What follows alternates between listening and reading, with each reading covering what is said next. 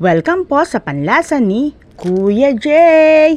Tara po, magkape nga po tayo. September 17 nga po, ayan o. Magang-maga nga po yan. At ayan nga po ang aming sitwasyon. Dito nga po yan sa may Barangay Frances, Kalumpit, Bulacan. Araw-araw po ang sitwasyon namin ay ganyan. Ayan na nga po si Kuya Jay, papasok na nga po siya sa trabaho. Kukunin po niya yung tricycle namin. Ayan nga po oh. Papasok na nga po siya dyan sa trabaho. Siyempre po, dahil nga po malalim sa may high school, iikot po siya dito po sa may highway. Ayan nga po, oh. Araw-araw po, ganyan po ang aming sitwasyon. Dito po yan sa may Barangay Frances, Kalumpit, Bulacan. Ayan, sana nga po ay matulungan nyo nga po kami na mabago po ang aming sitwasyon dahil nga po napakahirap po sa mga nagtatrabaho, sa estudyante, sa lahat po, sa mga nagnegosyo. Ayan, araw-araw po ganyan po yung aming kinakaharap. Tingnan nyo naman po yung mga tricycle na namamasada. Ayan po oh, yung mga nagninegosyo na mga nagtitinda po ng mga gulay. Talaga po lahat po ng negosyo ay naapektuhan.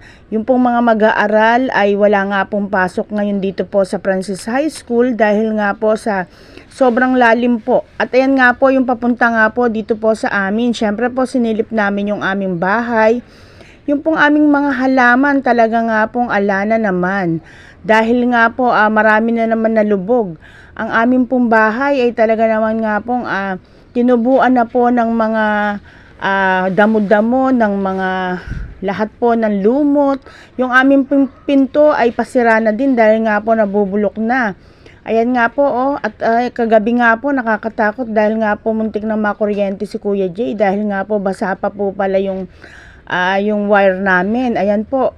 Thank you Lord po dahil nga hindi nyo kami pinabayaan at ayan nga po ang loob ng aming bahay. At dito naman po sa gilid ng aming bahay, ganyan din po ang sitwasyon. Lahat nga po ay may tubig na.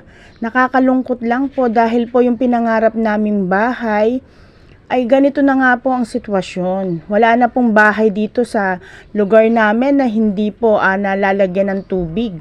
At ayan nga po ang aking mga orchids. Ayan, napaka dami nga pong bulaklak. Ayan nga po, oh. Iyan po yung aming buong kabahayan.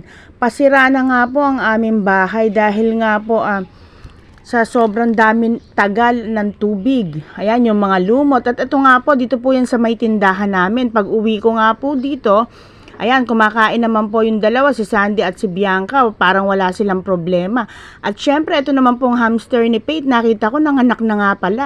Kaya pinagbigyan ko nga po sila ng pipino. Pinagbalat ko po sila ng pipino.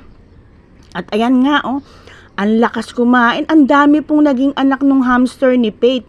Yung babae po dyan ay yung white. Ayan oh, ang lakas nga po nilang kumain ng pipino. At syempre nga po, ayan oh, hindi ko lang po masilip masyado kung ilan po yung naging anak dahil medyo natatakot nga po kung hawakan yung hamster ni Faith kasi nga baka medyo masungit pa. Pero si Faith po talaga nahahawakan niya. Pero ang dami nga pong naging anak. Yun lang po. At maraming